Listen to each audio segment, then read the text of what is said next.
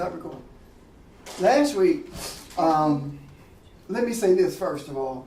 We, I don't know whether we talked about this last week while we were recording or not, but we were having a problem with Ustream, and some of our videos were being taken down. So what we ended up doing, we are still on Ustream, but we are archiving videos on YouTube now, and there will be or is a link on our page to the YouTube videos that are being uploaded. Okay, and it takes a minute to do it, and we have quite a few to upload. So some are up and some are still being uploaded. Okay. Now, having said that, last week we talked about what Bob labeled it as no God, no racism. No, that's pretty much what I haven't read this yet. I know, yeah. You need to know. I need to read it. Because some stuff I didn't recapture real good. So. Oh, okay. I want to ask if there are any questions concerning it, and I want to see if did you explore the idea of is there racism in your kingdom? No, we were just talking as we ended last week about. Because that's what I was looking for at the end to see if you had written anything concerning that.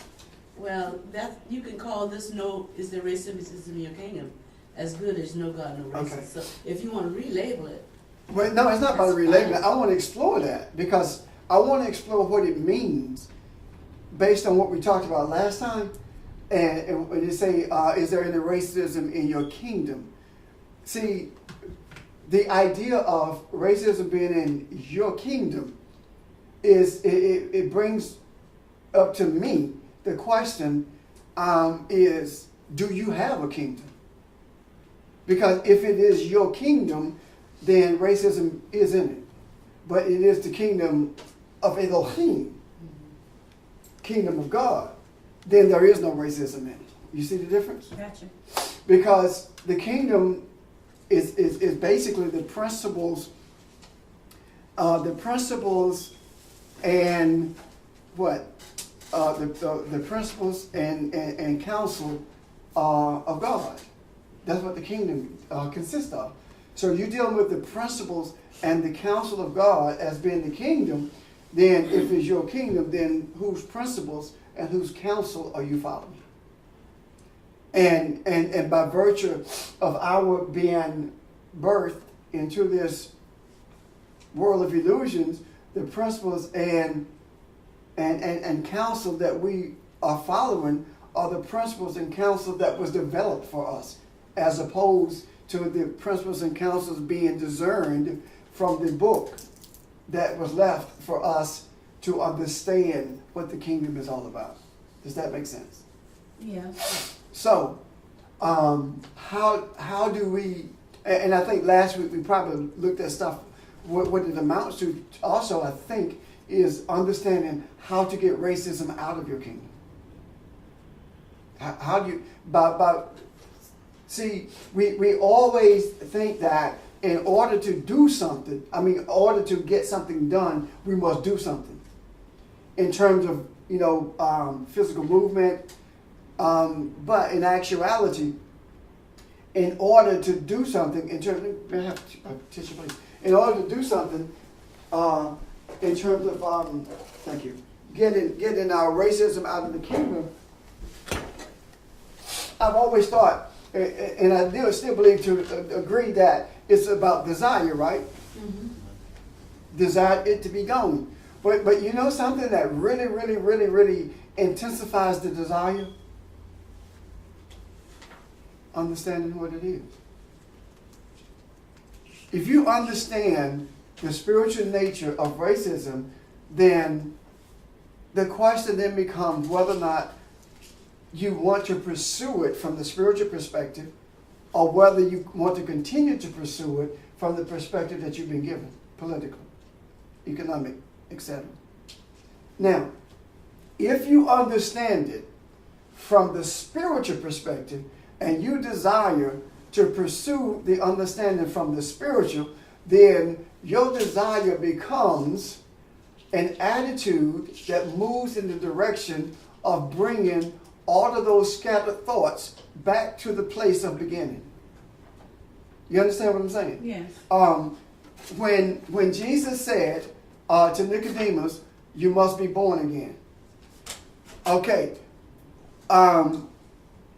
People have applied their own understanding to that, meaning that saying that you got to be saved. That's not what he was saying. Right. That is not what he was saying. When you return to beginning, you're automatically delivered. See, you don't returning to beginning. The reason he used the term being born again is because when you are born, that's beginning. So when you are physically born, that's your beginning. But when you are spiritually born, that is everyone's beginning because you are connected to everyone. Right. Can you see that? Yes. So then, with him having said that, and it is our desire to understand the principle that's involved, how do we return to beginning? The way we return to beginning is by beginning to understand who we are. Beginning to accept who we are. Not playing games. Not sitting in places and congregations where we go along to get along. Not allowing untrue things to go without being not necessarily challenged but questioned. And I don't mean in a derogatory or negative manner, but question for understanding. Did I understand you to say so-and-so, such and such, right? Mm-hmm. Yes, you did. Okay, so would you explain to me what that means? Those kinds of things. So then how do we get that into the mindset of those who are in search of this journey of truth, the search of realism? How do we do that? Well, we do it by the way we interact, not just with each other, but also with people with whom we come in contact. The idea of interaction with them, for example, rather than talking about somebody laid hands on Carla and she got healed from cancer, right? Because that didn't happen.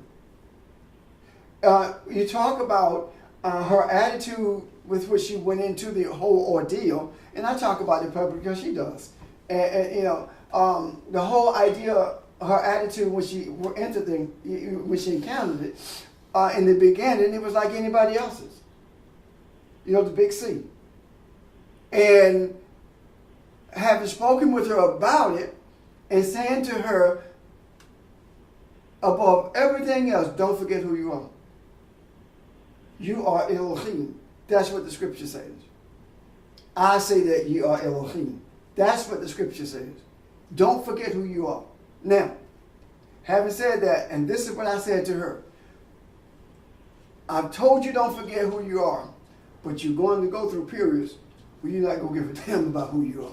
All you're going to think about is cancer because of what you've been ingrained with. Those periods, know this, all of it is on me. I have to help you get through those periods, even though I'm not with you. Don't worry about it. Those kinds of things. So what happened? As a result of her holding on to that, they did the surgery. They were telling her that there were some things that were going to happen that she definitely didn't want to transpire.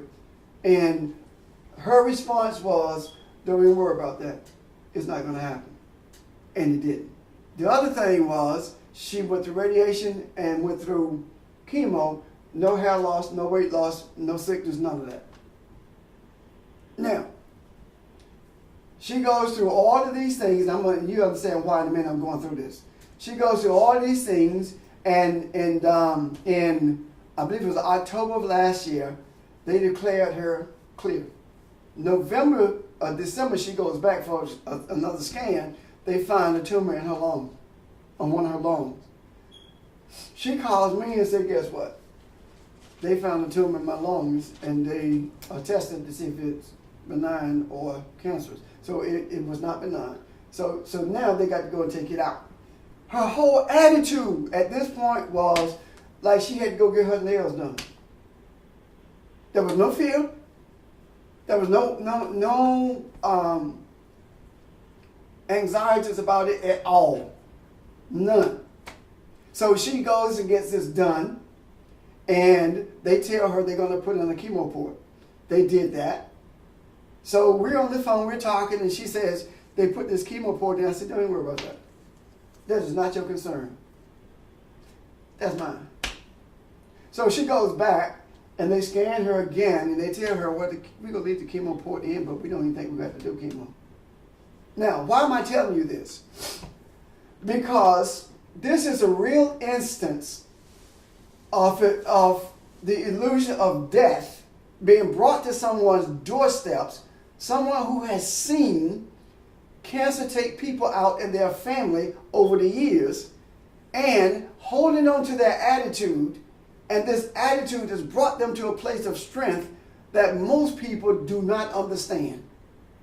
Now, why did that happen that way? I believe it happened that way because instead of someone talking about the spirituality of life and death and how these things can happen if you just believe, now you have someone who you can say, talk to her. Let her tell you what she went through. Yeah. And let her tell you how she went through it. To the extent that her doctor said they want to do an article about her because of the way she went through it all. They've never seen anybody go through it like that. Not just in terms of her attitude, but also her health, the way her body maintained, the way her health never deteriorated. They've never seen that before.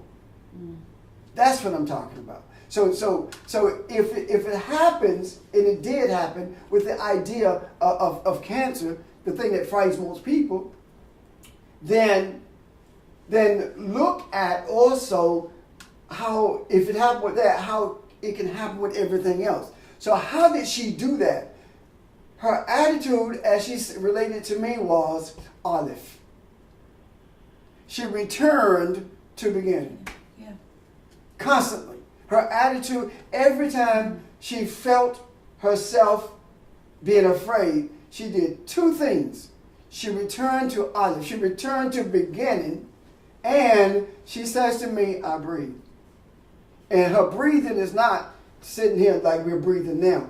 Her breathing was like, you remember when we had the teacher said, and Barbara was talking about inhale, the deep breathing, boom. That's how she dealt with it. And that's what not only, I will say that. That's what stabilized her spiritually. Because anytime that you're not in rhythm with the Creator, you're unstable. Yeah. So that's what stabilized her spiritually.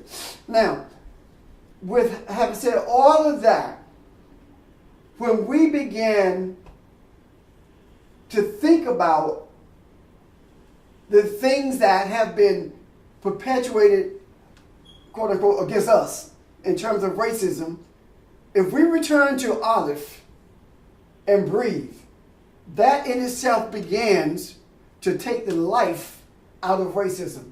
And it begins to remove racism from the kingdom that we are. You understand what I'm saying? Yes. It begins to purify the kingdom that we are. The kingdom is in us. But the kingdom cannot, the principles and the counsel cannot be effective in our lives until we get to a place where we allow the energy of kingdom to be effective in our lives. And when that happens, it begins to take the life out of everything that minimizes in our own minds who we are. And what I mean by that is this. Not only does it take the life out of racism, but it also takes the life out of sexism. It takes the life out of greed. It takes the life out of lust. It takes the life out of all of those things. It takes the life out of arrogance and ego, all those things that makes us feel like we are superior to someone. And when I talk about superiority, I'm not talking about just racial superiority, because there is a sense of superiority that people have when they come into contact with someone who don't have what they have materially, or who don't have the education that they have, or who don't have something that they deem important in their lives. When we get beyond deeming anything in our lives important other than our priority being to realize who we are. That is the redeeming quality in every one of us that we should prioritize. And when we prioritize that, the Jesus says, and the Jesus says what? When you do this, when you prioritize this, all these other things will be added. What will be added? All the understanding you need will come to you. All the wisdom you need will come to you. All of the sustenance you need for life will come to you. All the friendship you need will come to you. You don't have to look for anything. He did not say that you have to go looking for it. He said it will be added. He said it will come to you.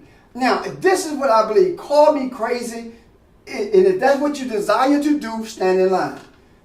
But I believe that all of the energy that has been and is being released from the sun during these that NASA's talking about, I believe that it is a physical manifestation of a spiritual reality.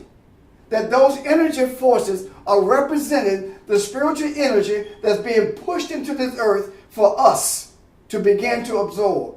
And what happened last Tuesday, was it, I believe, whatever day it was, I can't remember now. The day, what's the day? Saturday? Must have been Thursday. I'm sorry. Don't look at me like that. Thursday, I was talking with someone, and we were talking about the energy coming from the sun. And it hit me all of a sudden. You need to absorb this energy. And I didn't even understand what was behind it until I sat and I began to breathe, and I could feel like points of light coming in every direction, filling me. And I was experiencing something that I have experienced in the past, but to a higher degree. And then it dawned on me that the energy that you are receiving is coming from the Creator, but the sun is a physical manifestation of that energy. Can you see where I'm coming from? Yes. So,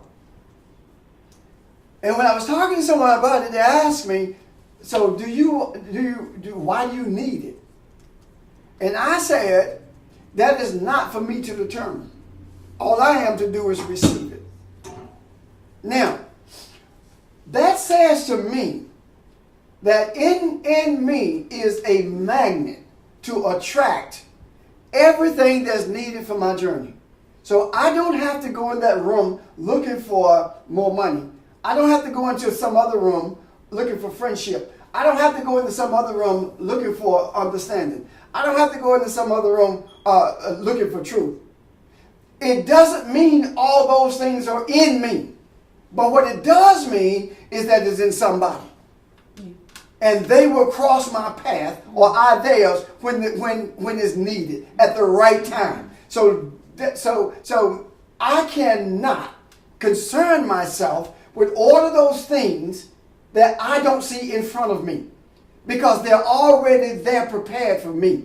So if I follow the journey that's laid out before me, and I'm not talking about the green line of fidelity, I'm talking about the journey that the Creator has laid out before me. If I follow that journey that's been laid out in front of me, then whenever I'm supposed to receive it, I will cross that path. Because the world that I'm creating by following the pathway is the world that I'm supposed to create, as opposed to the world that I desire to create. Am I making sense? Are you understanding where I'm coming from? Yes.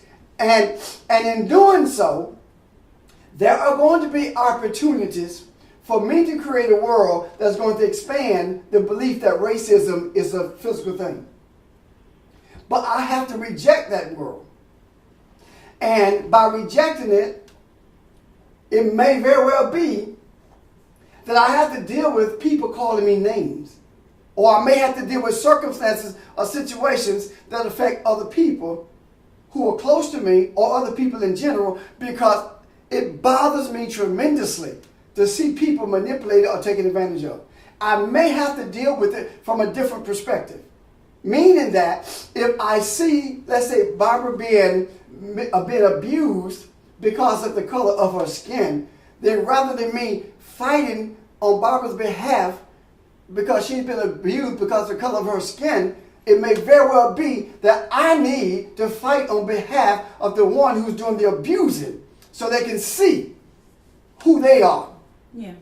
Yeah, that makes sense. You see where I'm coming from? Yeah. So I can take the life out of that and let them see who they are, rather than taking it from their other vantage point and fighting on her behalf, which is giving life to what they're doing.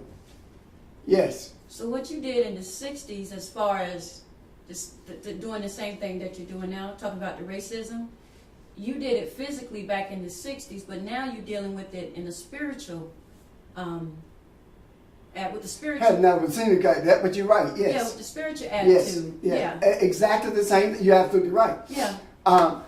It was Pan-African nationalism then, and now it's spiritualism. Right. So you're right. But that's what we have to deal with. Why? Because we have been able to adjust to any economic circumstance in our life. Yes. We have been able to adjust to those. That's true. We have been able to adjust to any political situation in our lives. Because when people in political positions rose up against us, well, not necessarily against us, but did things that was going to disenfranchise us, we were always able to adjust to that. But the one thing that we have not attempted to adjust to is racism. We have not. When I say that, you say, but there are interracial relationships now. That's not adjusting to it. Because when you enter one of those relationships, you still find the same racial abuse, if not worse, depending on where you are. That's not adjusting to it. Adjusting to it is getting to the place where you realize so strongly what it represents, until when it rises up in someone to call you a name or to make reference to you in a disparaging way or to abuse you because of the color of your skin, you breathe and realize this is coming to me for me to take the life out of it so other people won't have to travel this journey. Does that make sense? It does. Mm-hmm. So what you're talking about is not just, there are black racist people too. When I'm talking about period. Period. Okay, yes. All right. See, racism operates from both sides of the table. So, and I'm talking about period. Okay. So I'm not limiting this to any set of people, because when we look at it, if we look at it from the perspective, then the Caucasian is simply the ideals that we have created. Right. And when I say we, I don't exclude them. I'm talking about that's the idea that came out of all of us, the ideas. So I don't exclude that at all. And the idea of racism had to be rather nurtured also by those who the racism is perpetuated against in order to give it life. That is one of the reasons, one of the first things that happens to us. For example, right now, all these laws are being passed to disenfranchise minority voters. Right? Okay. Okay. So we can do one or two things. We can talk about how racist it is, or we can understand that this is a necessary period of darkness that we have to take the light out of. And how do we do that? We do that by doing the same things that we once did. What did we do? We do that by, if you want to take the life out of it, you say, okay, that's why you want to play the game. We take all of the elderly folk and get them applications for long form birth certificates, give them to them, and let them send all of them in at one time. If it works, it's fine. If it doesn't, it's okay. Why? Because it does not matter what man decides is going to happen. The only thing that's going to happen is what the Creator desires. And we must be one with the Creator in that we do not allow anything to shift our focus from being the victor rather than the victim. Telling me that I can't vote does not make me a victim. It tells me that I have to be strong enough to rise above it and realize that those things that I don't handle in this earth realm, the Creator takes care of for me. So whatever happens in my life, it happens for a reason. And my trust, though I may not understand it and I may not want to accept it, my trust is always in the Creator. Always. Because the Jesus did not say, seek ye first the kingdom and His righteousness, and all these other things will be added except voting rights. He didn't say that. So what I'm saying is that if things do not appear to be in reverse, they never get to beginning.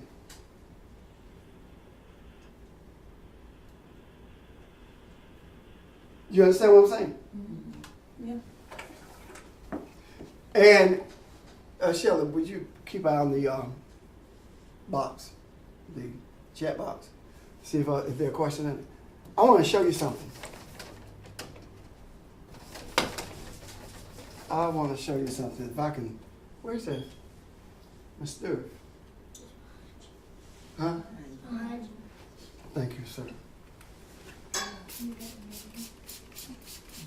I'm not.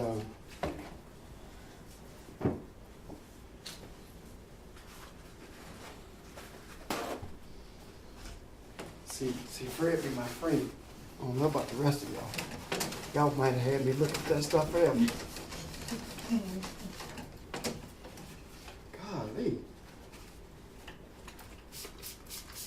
What I want to do is illustrate something of what I'm talking about when we talk about, when I talk about everything has to appear to be returning to where it was in order for us to get to beginning.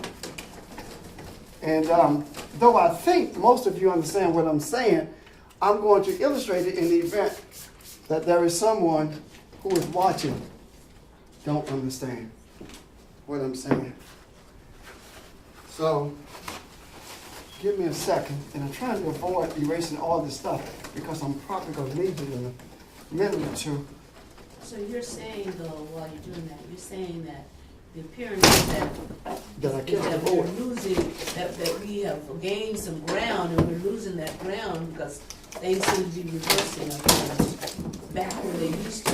Yes. Oh my God. Somebody needs to help me. Well, I don't want to get in the way.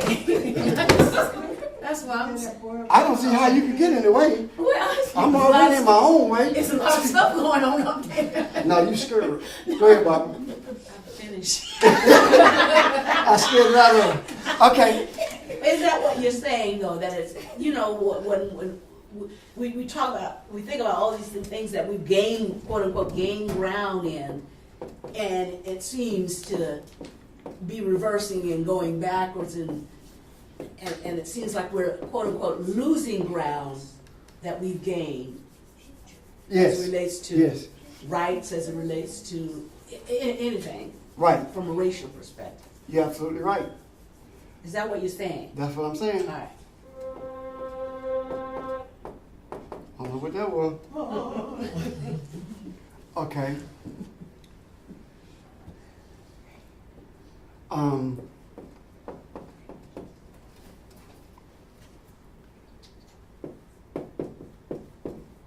Now, this is what I'm saying.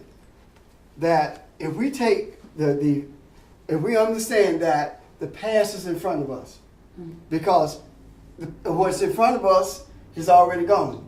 Right. And what's behind us hasn't come yet. Okay. Got it. You understand this? Yes. Okay. Now, if we take, and I just put this up here arbitrarily, but and the main thing that I wanted to put up was beginning. But if we take that same thing, right, and put racism right here, and if we put today here, and we put the future as unknown, because we don't know what's coming up behind us right now, right? Okay. So, this is what I'm saying, that we are catching up with what we thought was done with. You see? In other words, the caravan of beginning moves in front of us. The past, Abraham was here before we were. Mm-hmm. Isaac and Jacob were here before we. You understand what I'm saying? Did you get this? Young lady? Okay. I want to be sure. I don't want that other blank book. Okay, so if we look at it, right, we see that Abraham was here before us, Isaac, Jacob, all of them, right? Yeah. So that's the past. Now, the idea of racism and segregation was here before we were born, right? Okay. Hello? Yes. So that's here, right? Okay. So in order for us to actually get back to beginning, we got to go through these things. We have to go through these things in order to get back to beginning. We're just going through them in a different way. Rather than going through them marching in the streets, we're going through them spiritually. Okay. How are we going through them spiritually? We're beginning to realize what this really is, what racism really is. It's not a political threat. I remember years ago at the other building, one of the things I said was that racism is not a political choice. Racism is spiritual.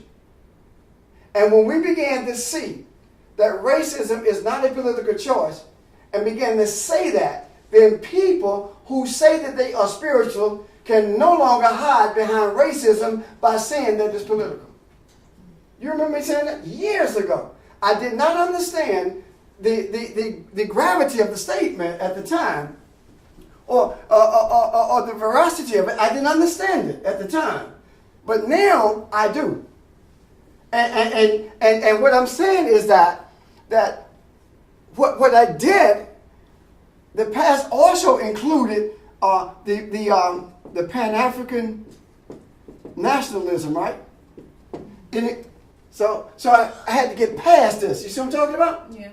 So I had to get beyond this, get to this. So right now we are moving towards beginning, because we're going back through it, and as we go through it, we approach it in a different way. We take the life out of it in a different way, and it results in us being different than what we have been in the past, in terms of not feeding into it, in terms of not seeing ourselves as victims, but seeing ourselves as victors, because the ones who are perpetuated are simply the thoughts that we release. I have some, thank you. And we must bring those thoughts back into line with who we are. Okay. Elohim. So we cannot allow the principles and the counsel of the political environment or governmental agencies to determine how we approach these things. Because when we do that, then what we are doing is allowing our kingdom to be in charge, and then there is racism in that kingdom. You see?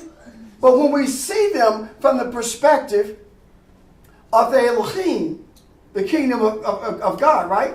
Then we began to see that that is necessary for us to go through these things so we can change them for everyone. Am I making sense? Thank you.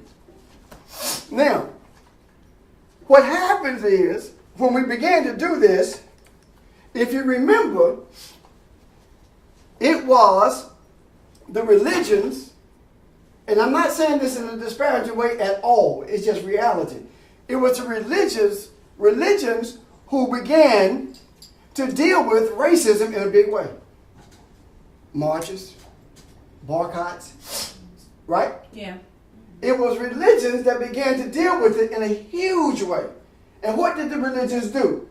The religions began to change the face of politics so that these issues could be dealt with politically. Did they not? Yeah. But out of all of the changes that were made politically, the people's hearts didn't change. The seat of their thoughts didn't change. And I'm not just talking about Caucasians, I'm talking about us also.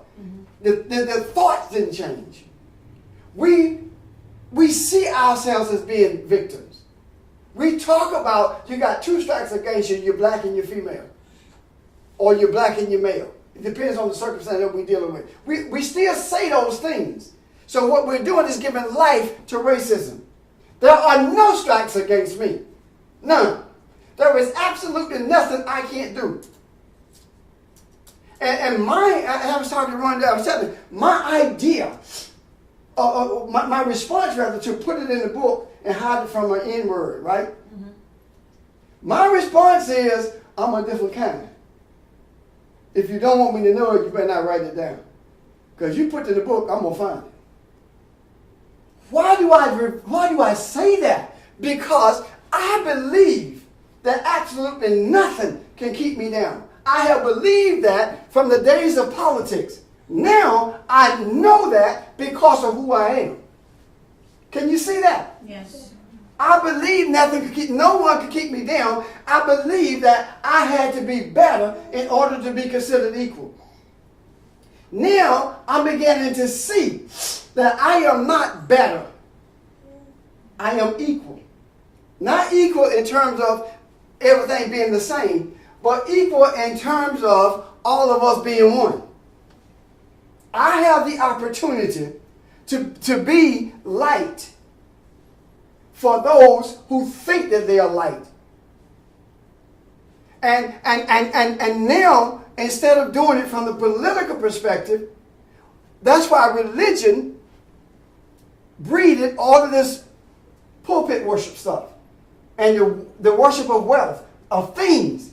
Everything that the scripture says that you are not supposed to seek, the church told us to seek it. Think about it. Mm-hmm. You cannot serve or you cannot surrender and be Elohim and be the material at the same time. Because you're going to love one more than you do the other. In other words, the love comes from the word ram, which is womb. You're going to nurture one of them more than you nurture the other. And what we have done, we've nurtured the house with the picket fence and 2.5 kids and the dog in the yard. We've nurtured that. And that's it. And that nurturing came from religion teaching us what success is. Go to school, get your education, or get you a good job and stay on that job and work until you retire. Hello? Yeah. Now, so now that we have this paradigm shift, it is no longer religion. It is, I want to say spirituality, but it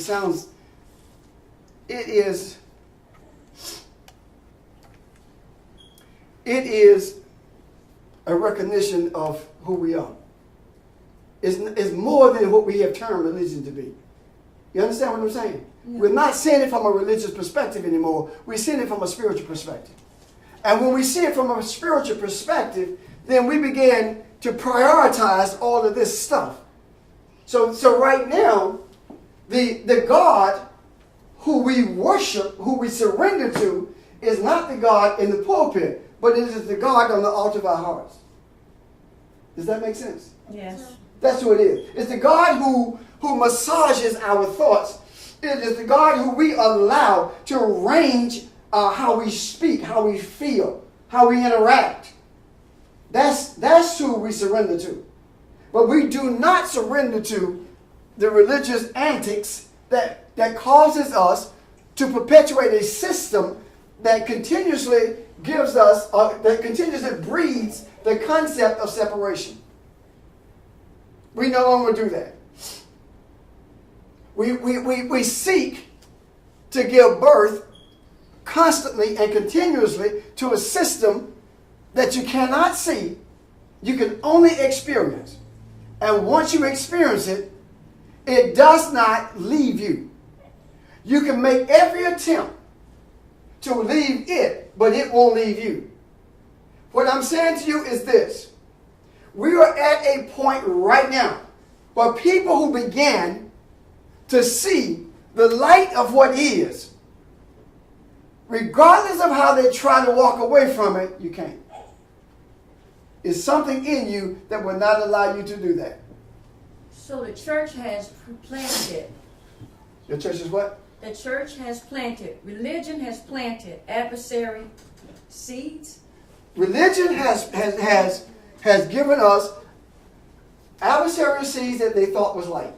It was not done on purpose by people. They were not doing it on purpose. They didn't know any better. But your mama. Oh yeah, back then Yeah, they your didn't mama know took any you to better. church because she felt like it'll make you a better person. Right. Yeah, that's what I'm saying. They did not do it on purpose. But what about now? They're not doing it on purpose. Most of them still don't know any better. And what I'm saying to you right now is that most of the people are doing what they were taught. That's what they're doing, what they have been taught. And what we have been taught from pulpit depends on our thoughts. When I say thoughts, I'm talking about our culture. Mm-hmm. If you are in the Caucasian Southern Baptist Church, Mm-hmm. or the what is it? The Methodist, what is they? United Methodist Church, you know, they believe that in heavy missions. You know? Okay. The Caucasians believe in missions. But missions are parental. It gives them a sense of parenting those who are less fortunate, as opposed to helping them see who they are. They do not deal with you on an equal footing. Now, ours, in terms of the African setting, whether it be badminton, I don't care what it is about excitement and entertainment. And they think that when you feel the presence of the hair, you feel that has been termed as the Spirit. Yeah. Moving on my heart. You know, that kind of thing. Right. That's what it. So these things move us laterally, and I'm not saying that the people who perpetuate this, whether it be Caucasian, African, or whomever, are evil. That's not what I'm saying. Right. Evil in the sense that we call evil. Mm-hmm. That we've been taught what evil is. I'm not saying that because they're not. They're doing what they've been taught to do. But the reality of it is this: there is a greater teaching, and the greater teaching is the one that Jesus did. That's the greater teaching. And the greater teaching that he did, when he said it's finished, he did not say it's beginning now. You got me? When he said it's finished, it didn't necessarily mean it was going to begin the day that he was resurrected. Okay. It only begins when someone decides that regardless of the consequences, I'm going to do what's right. I'm not going to hide in the upper room in Jerusalem.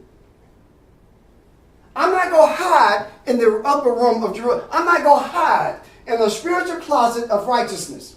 When I see it, I'm going to Samaria and Judea and to all the othermost places of the world. In other words, I'm going to say what I see. I'm going to shout it from the housetop as opposed to squeezing it and making it fit the doctrine that I've been taught. I'm going to allow it to shape itself. I'm going to allow it to flow like the water flows. The water shapes itself. And I'm going to allow it to do what it's supposed to do. And that is to purge, to flush out, to purify. When you do that, then you begin to see that the things that you really see are the things that you can't see.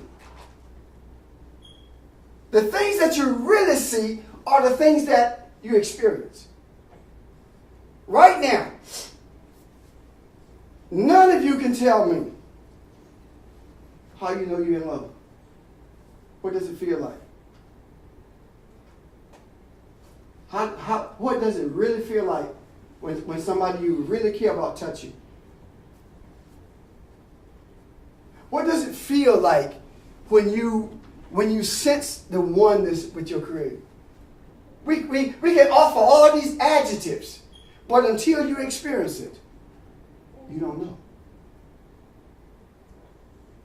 You don't know until you experience it. There is no greater experience with the Creator than having experience when you have to hold your tongue and you have to look into your own heart and see your shortcomings and embrace them for what they are.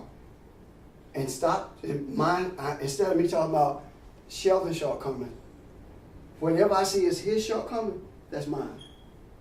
And when I begin to embrace it as mine, you will have no greater experience than coming out the other end of that. And that's a hard thing to do. Especially with some of the people who we encounter. The things that they say, the things they do. That night that those men stood up and challenged me on the scriptures, and I knew I was right because it's in the book, and they challenged me anyway, the most difficult thing for me to do was to hold my peace. Because instantly I reverted to my Pan-African nationalist days. Mm-hmm. That's where my head went. And when I went to those days, the words that were coming up inside of me, they were not profanity, but they were so sharp until it would have really killed everything that I was trying to do. And for me to have to stand there, and on top of that, to have one of them to raise their voice at me. And I started in with the biggest one in the crowd, and I started towards him, and I heard this voice saying, "Uh-uh." I had to pull it back. And to be able to do that and stay with what the truth is and deal with what the truth is and come out on the other side of that was a greater experience than I would ever have had even if they had not challenged me. If you want to get the most of the oil from the olive, squeeze it the hardest. And that was a hard squeeze for me. It's one thing to challenge me when I'm wrong, or when you think that I'm wrong and you're honestly seeking truth. But to challenge me, knowing it's in the book, and to challenge me in such a manner that everyone in the room knows you're doing it because of the color of my skin. And for me to suppress, to deal with this that shaped me, you're right. It's a different day. Yeah, that's what hurts. It hurts the most when you know that you're right. And what happened, the pain turned to pity. For them? Yes. I felt sorry for them. And my cry internally throughout the rest of the evening was, God, help me get them to see. As opposed to, I'm going to prove you wrong. God, help me to get them to see. All I want them to see is just one ray of light. And I will tell you this. One of them did, but he had never admitted it. People don't stay away from you unless they know you're right. When he said to me he wanted to meet with me to discuss this, and never called, and I ran into him in the gym, and he never came to the gym at that time again, it tells me that he knew I was right. Because if he felt that I was wrong, he would have made the phone call the next day. That's what I'm saying to you.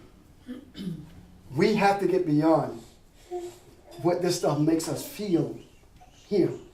We have to grow to the place where we realize that to go back through this racism is painful, but it's different. I'm not going through it now with 9 millimeters small on my back and one in the shoulder holster. I'm not going through it with that. I'm not going through it with people who got my back watching me, the bodyguard type thing. I'm not going through it with us guarding each other. I'm not doing that. I'm not going through it thinking that I'm not going to live to be 25, so I got to teach my son to do things now because they're going to kill me eventually. I'm not going through it thinking that every time I turn the key in the ignition, the car can blow up. I'm not going through it thinking that. I'm not dealing with it from that perspective anymore. No. I'm going through it now armed in a different way. I am armed with a scripture that says, I say that ye are gods. What are you talking about? You join in with the wealthy against the poor.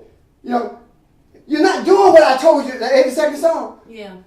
I was doing it, I was fighting for the small man on the physical level, political level.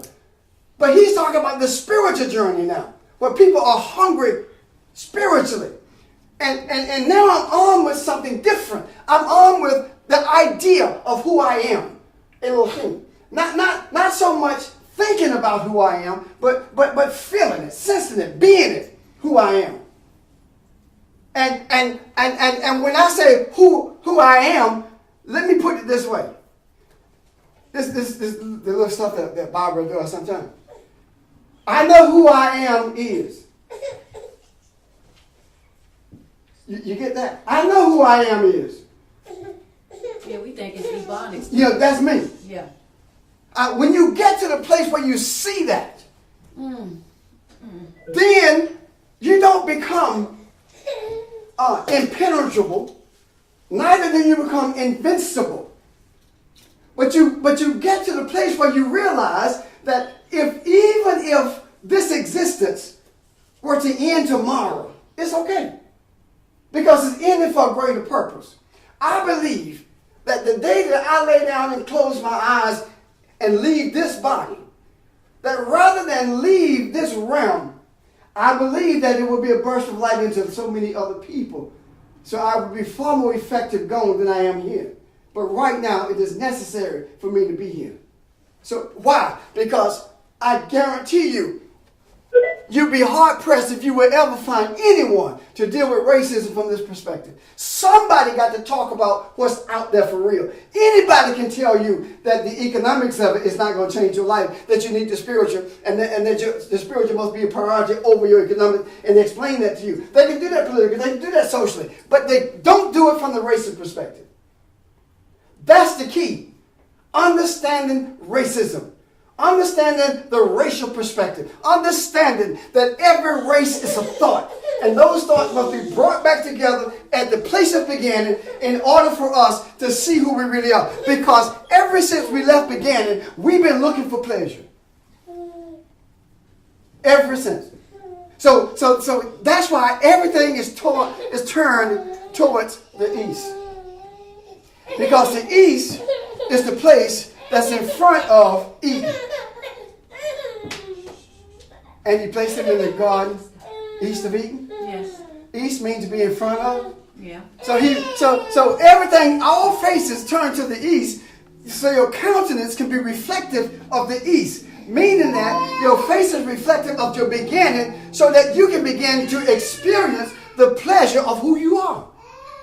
The delight yourself in the Lord, and he will give you the desires of your heart. Read the verses before that. If you keep my Sabbath holy, if you keep my commandments, there are prerequisites for that. So when you submit to seeking the kingdom first, these principles, these concepts, this counsel, it is then that you begin to see begin to experience the pleasure, the delight of the Creator. And the pleasure and the delight of the Creator is not him giving you a 10-room house that you don't need. It might be him allowing you to live in a trailer park and a trailer that's rusting out,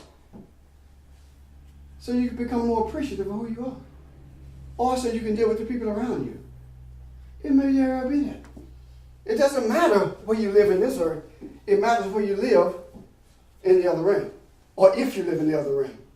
So if I seek the Creator, and once I see it, the one that created me, I see myself. Yes.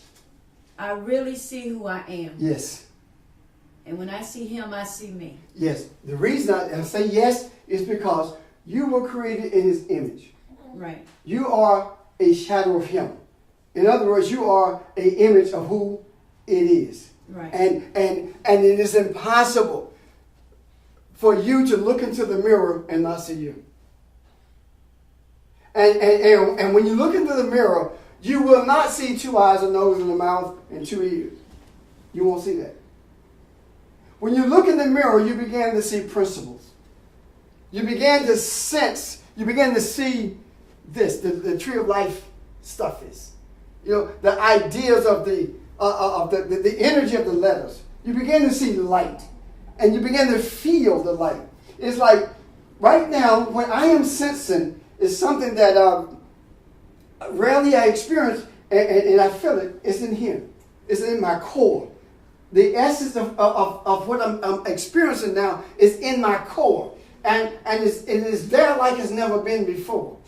And what's actually happening is that there is an unfolding of the greatest problem that we face and have faced in the history of man, and that is racism. And to open up that and to allow people to begin to see what that is and for them to begin to grasp it, it says something to me. It says to me that once this is grasped, I know that once this is grasped, I'm out of here. There's no doubt in my mind. I believe that when we began to get racism out of our kingdom, out of our core, we would then see the light, because this racism has become such a distraction to a greater degree than anything we ever dealt with. Anything that we've ever dealt with. Let me show you what I mean. Let's say economics was the issue, right? You can live in any community you want to now, right? Mm-hmm. But it still doesn't mean you're not treated differently because of the color of your skin, right? Right. You can start any business you want to. You can make any amount of money that you want, but it still doesn't change how you're looked upon because of what? Color of your skin. You see? It doesn't matter where you go in the world. You're looked upon based on what? The color of your skin. Do you see? Yeah. Now, how bad is this thing? The reason people in other nations look at us so bad is because what they see on TV is us being arrested. Mm-hmm. You know, in other countries, they see the worst parts of who we are. That's what they see. They don't ever see who we are. So that happens. And that's being portrayed for a reason. But when we can get to the place where we recognize what it is and the purpose of it, the purpose of racism is to keep us separate from our Creator. And not just us as a race of people, but all mankind. Because see, I can't keep you in prison if I don't stay there with you. Say it again. I can't keep you in prison if I don't stay there with you. I got to make sure you stay there. Mm-hmm. Every prison guard is a prisoner for at least 8 hours a day.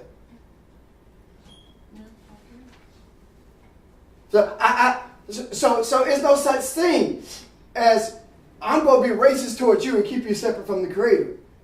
No. All of us are kept separate because in order for me to keep you away from the Creator, I got to create in me what the Creator is. And in order for me to keep you away from it, I got to teach it to you. And in teaching it to you, now I have become what I've been teaching. Can you see the picture here? Yes. So we have to change that. And I believe that right now that we are in the wilderness, having left the Egypt. And there's a purging taking place in this wilderness. And during the course of this purging that's taking place in this wilderness, we are going back through all the things that Abraham went through. That you remember when Israel went through all the places that Abraham went? Okay. That's the sense of what we are doing right now. We're going through all of the things that we perceived was over with. No. They were over with in this realm. They were manifested in this realm for us to be aware of them. How can I speak to you concerning things of enlightenment when you don't understand your own earth consciousness? Right. Jesus said, how can I speak to you concerning things in heaven when you don't understand earthly things? Did he not say that? Yes. All he was saying was, how can I talk to you about enlightenment when you don't understand your own earthly consciousness? So, how do you understand your earthly consciousness? We began to see what this represents. Racism. Inside of it, all these economic things and stuff, that kind of thing. But now that we have now that we have begun to understand the earthly consciousness, it is time for us to be made aware of the spiritual truth, of enlightenment. So now you can begin to grasp enlightenment because you are beginning to get a hold on this earthly consciousness. You're beginning to see what it perpetuates. Does that make sense? Do you understand where I'm coming from? Yes. So anyway, that's why all of these things like, Lent and Christmas and Easter, all these days are designed, whether intentionally or unintentionally, to keep our back towards the east. For us to focus on what the pulpit has had us to surrender to. Think about it. Think about it. On December the 31st, people were gathered so they can be in church on January 1st. The second Sunday in April? People are going to get up at 4, 5 o'clock in the morning. For what? So they can worship the sun as it rises, under the guise of the resurrection. When the scripture clearly shows us that resurrection was in the evening.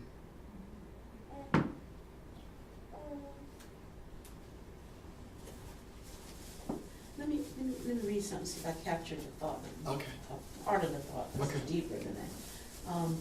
He said the purpose of racism is to keep us, meaning mankind, Yes. separated from God. Yes. So then for me to perpetuate, me individually to perpetuate the concept of racism, then I have to be in that prison of racism with you. Yes. That I'm perpetuating. Yes. That means then that I too am separated from God if Yes. I perpetuate something that keeps you separate from me. That's right.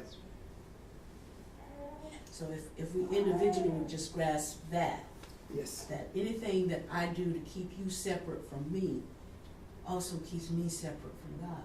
That's Not only you, but Yes. me separate from God. Yes. Understanding that all this started with, Adam, the entity choosing to seek his own pleasure. Mm-hmm. That's where it all started. As opposed to entering the delight of his creator.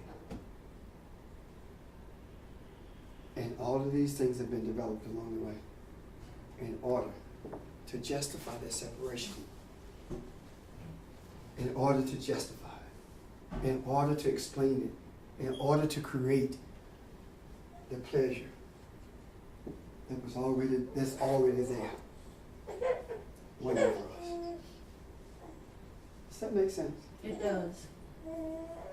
I see what we talk about here on Saturdays change in the workplace, well, where I work. I realize now that the only way I know that things will change if my attitude is to change, Yes. or to change. Yes. So things now are people are being Moved around. and moved away from the workplace. Yeah. So It's, and I'm telling you, you don't have to go into a work or home environment and talk about it. right. Just be. Just be. And if someone asks you a question, you don't have to quote it in the scripture. You don't have to talk about what the Creator says. Just say it. Just talk about what truth is. As opposed to saying, you don't have to say, well, this is what the truth of the matter is. Just say it. You don't have to do that. Last week, I dealt with some things. And my class has grown on Monday nights from an average of about between 5 and 10 to an average of 20, 25 now, with all of them not being there. So we have about 30 or 40 people on Monday nights, and it's continuing to grow to the point where we don't have enough chairs around the table anymore. And I'm dealing with things that I deal with here, but I deal with it from a different perspective, but it's the same thing. You see what I'm talking about? Yes. The language is different because the language here is different. We have taught a different language here. And the people on Monday night come from different settings. So that I have to be literate in the language that they speak. And I have to be able to translate what they are saying as they speak it, and then show them what the language should be, without saying to them, I'm going to show you what the language should be. And they're grasping what's being said.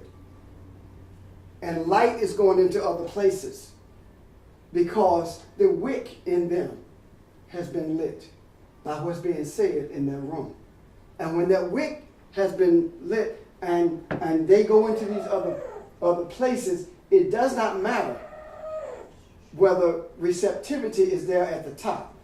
What matters if there are other wicks that desire to be lit. And they are lighting other wicks. They won't let the candle come in. That's okay. Doesn't matter. Doesn't matter. You don't put the match in there with the candle anyway. You just put the match in there and light the candle. And let the candle burn on its own. Do you not? That's right. So it doesn't matter. As long as the candle has light, we're good to go. And I promise you, everyone on the face of the earth has a wick. And everyone with a wick desires that wick to have light. Everyone. Everyone. That is the reason. When you look at a candle burning, the fire that you see, the flame does not sit on the wick. It's space between the wick, but yet it burns it. The energy is so intense at the bottom of it, it still burns it. What am I saying to you? That candle is representative of you being a physical entity. The candle is something that you created, but the energy is something that created you. So the energy, though it appears to be one with that thing that's natural, it really isn't. Though you appear to be one with this body, you really aren't. You really are one with the Father. And when you come to a realization of that, you will begin to see why Jesus never said that my body and I are one. But he always said, boom, and I are one. Yeah. You see where I'm coming from? Yes. So that's a manifestation of a spiritual truth. Fire is energy. And when you blow the candle out, the energy it's not destroyed. It's dispersed. And the natural energy, the thing that you see as natural energy, The only thing that can blow it out is breath. Mm. The only thing that can disperse that energy is breath, isn't it? Yeah. And you say, well, I can fan it. That's still breath. That's air. That's the only thing that can disperse it. So it's little things that we do that we have to begin to recognize as being divine. That's who we are. That's how powerful we are. I was leaving the golf course on Thursday.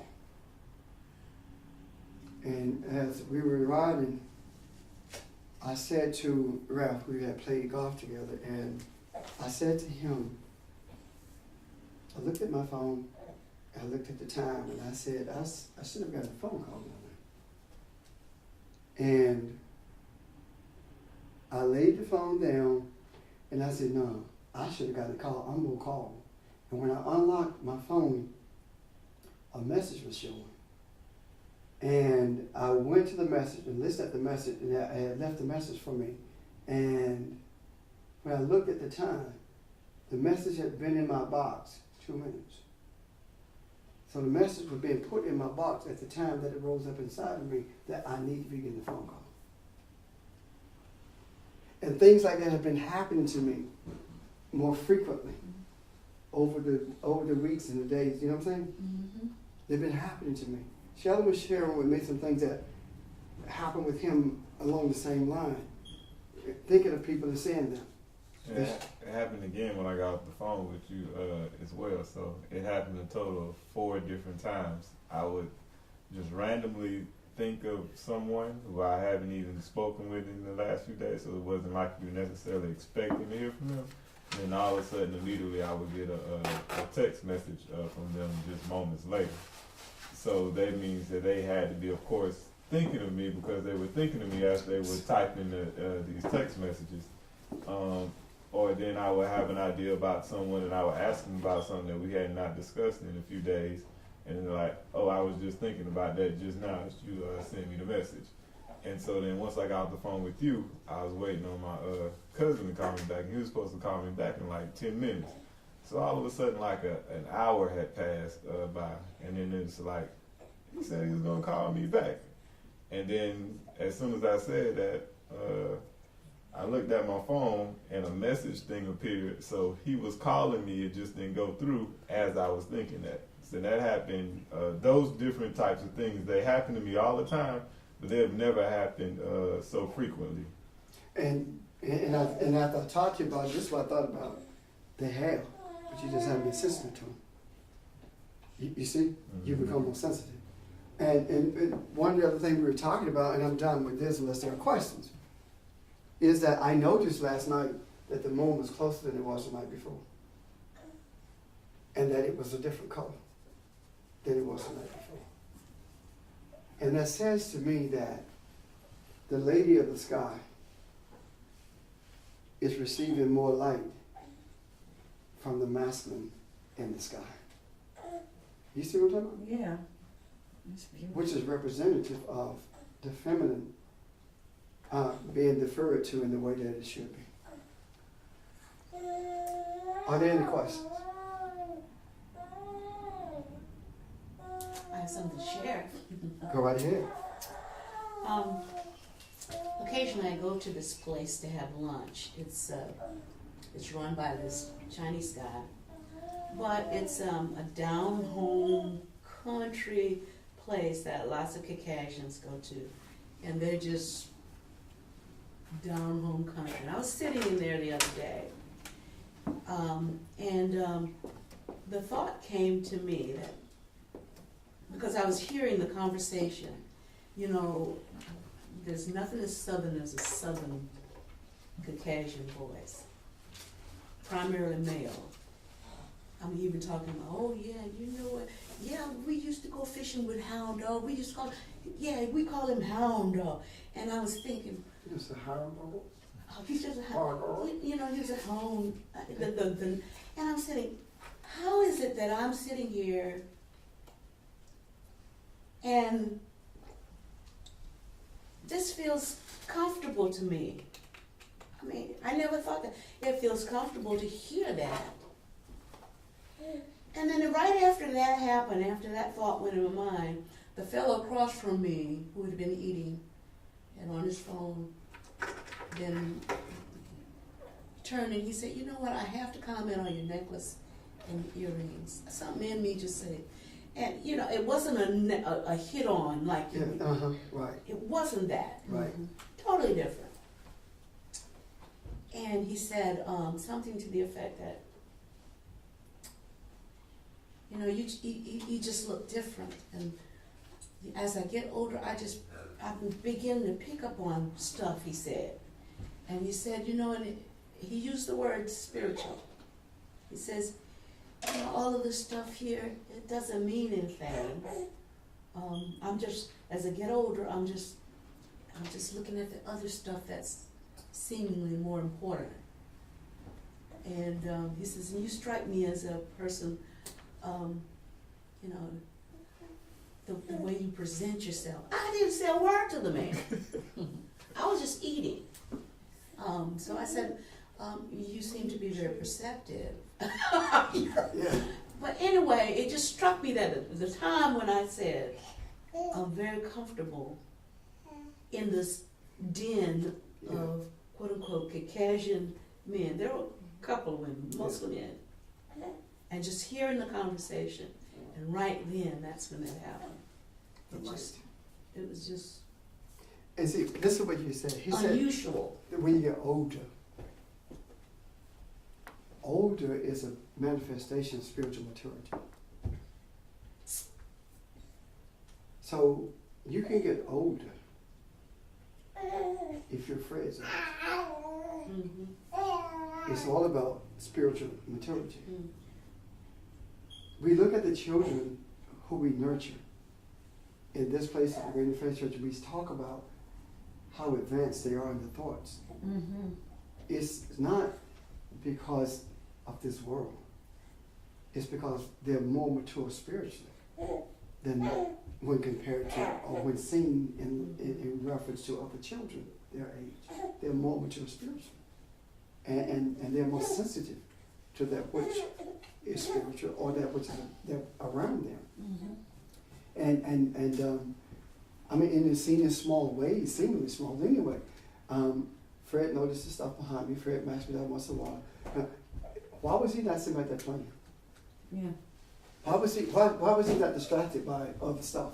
You see what I'm talking about? It's the little things that we are allowed to get past us. When I made reference several times to the Jesus. Mm-hmm. And it dawned on me when Barbara was talking that I need to explain this. When I say the Jesus, I'm talking about Not the man. not the man, the God who delivers. That's what I'm talking about. Yeshua. I'm talking about this. Yeshua is spelled with a white Yud that delivers. That's what I'm talking about. And James is also Yud. So we have to. When I say the Jesus, this is the first time I felt like I needed to say it. And while I was saying it, I knew I needed to say it, but I didn't realize the reason until Barbara began to speak. So that's part of what I mean when I say, when you travel the journey that's laid before you, that's when everything's there. As opposed to, I could have very well have refrained from saying the Jesus and just said Jesus. And I would have been on a different pathway and not gotten a revelation with this book. You see what I'm talking about? So you follow, and the path that's laid before you is not necessarily the path of least resistance either. It can be very difficult, but you know when you're supposed to go in that direction. You know. And you say, but how do you know? You know. You know that you know that you know. You okay? I'm just- Okay. It's true. You know, we feel those things. Hey. And all I got to do is stop you from looking at you and start talking real loud. Okay. Any other questions? See that? There you go. Yes. Go ahead. When talking about the racism thing and what All right, speak up, baby. when talking about the racism Uh-huh. and what you just exposed us to about our perception, Yeah. okay, I totally understand it and agree with it and trying to deal with when we know we have family members that Yes. are Oh, yeah. strong about it. Yeah. How Oh, do yeah. we even tackle that? Yeah. Let me tell you something.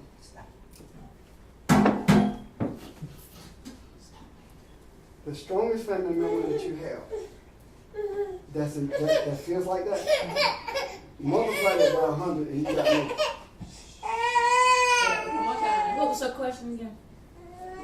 She understands what I mean by perception of racism and how we deal with it, but we got family members who are very strong in racism. Okay, So how do we deal with that? okay. And I said that as strong as the member that she got in her family who's involved in that, multiply it by 100 and you got me what I used to be. Mhm. Wow. Now, what am I saying? I am saying that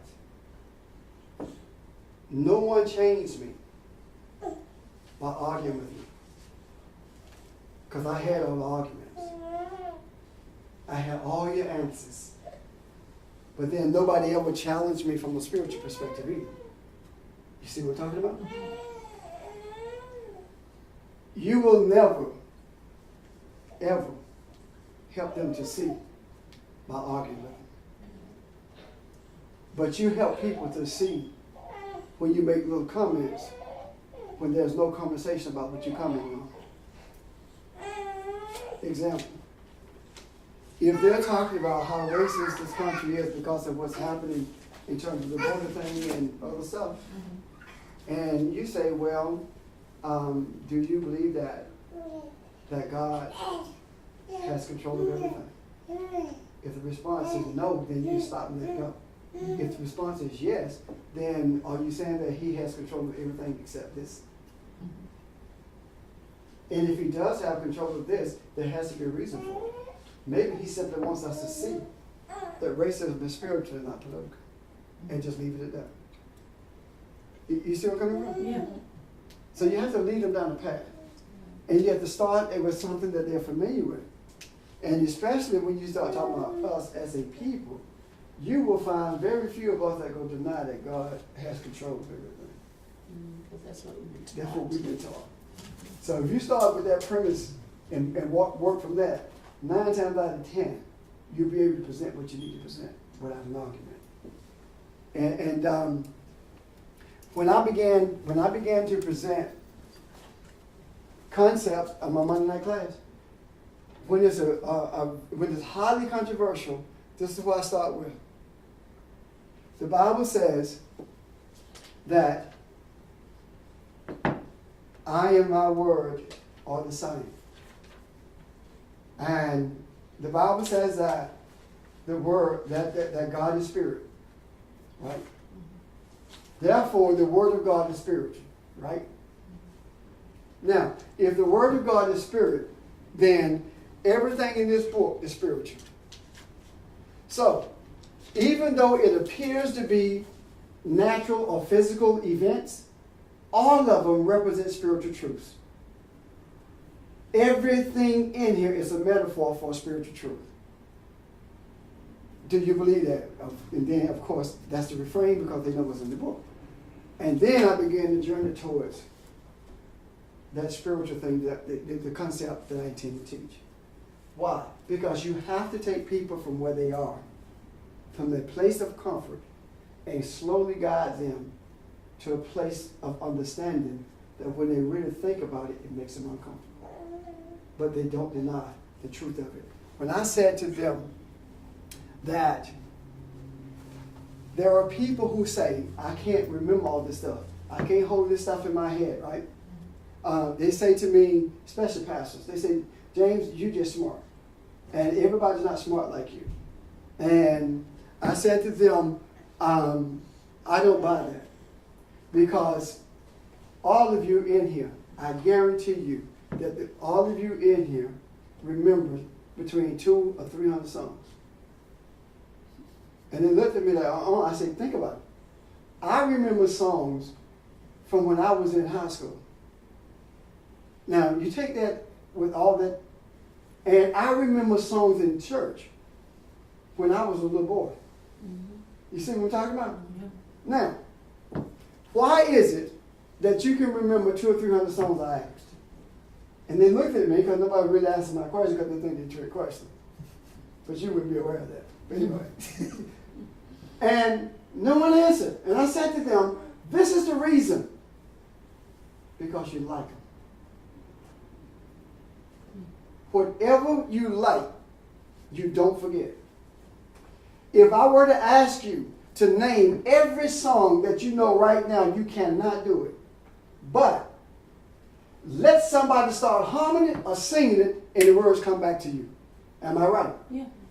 Now, the reason I said to them that you don't understand what's in the can't hold what's in the book because you don't like it. And they did exactly what you do. It was so quiet. And then, all of a sudden, one of them said, you know what? You're right. I never thought about it that way. Whatever you like, you'll hold on to. The reason you are able to go through what you are dealing with and come here on Saturdays or come into a setting and begin to see things differently is because that's what you want. That's what you desire, right? Yes. Now, if I were to ask you to talk about, to tell me all the things, all the concepts that we have discussed over the years, you can't do that. But if you're confronted with something, it comes back. Does that make sense? Yes. So it's not that they cannot hold it, they cannot understand it. It's not based on intellect, it's based on desire. If you want it, you can do it. It is not about remembering verses either. Concept. Does that make sense? Yes. So that's what, and when I say stuff to them like that, I have to walk them up to it. But I don't have to walk you to it. I just tell you, you know, what the stuff that the reason you don't remember stuff because you don't desire to. And we're done with that because we talked about desire. But we have not traveled that road in that other class. And I say all that to say this too.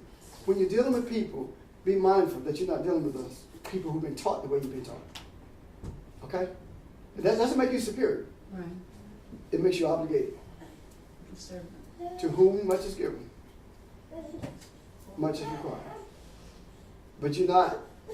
In being a servant, keep this in mind when you're being a servant. When you are helping people walk through this, keep this in mind. If you are in a restaurant and your server is arrogant, and your servant talks down to you, you don't tip him, do you? Yeah, I try to push through too. But you feel it, It don't don't be you? that Oh, much. yes, you feel it. Yeah, now, You don't get as much. yeah, now what I'm saying is this. Well, I would tip them too, but not as much. I do it because I know they don't make before I'm 6 bucks an hour. But now, this is the thing. If you feel it when your server in a restaurant is doing you like that, how much more do the other person feel it when you, the server, is treating them like that on the spiritual level? That's why they become so resistant. Because of how we approach it. Yeah. I see some guilt up in the house. No. Okay. All right. Are there any other questions coming? So it's the most important thing, bottom line, what I'm understanding in all this that I'm learning is to just be it. Yes. And to not try to beat it across somebody's head or feel it in them, but you just be there. And it's not even trying to remember. You know? I mean, think about it this way. Fred spent all his life back there. And he spent his whole life back there. Put stuff all over the room and wanted everybody back there with him pray. But it did not stop him from receiving the energy of what was going on in this room. You see what I'm talking about? That didn't change.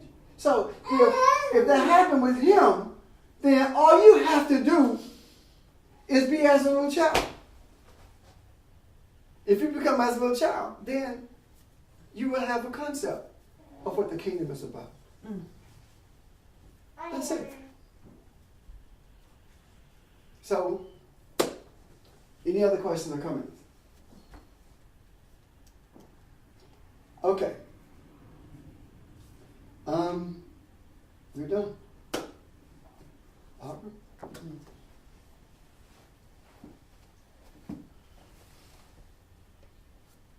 The light of the truth and the truth of the light abides in each of us, so that we let nothing separate us from the love of God. Not racism, not life, not death, not money, nothing.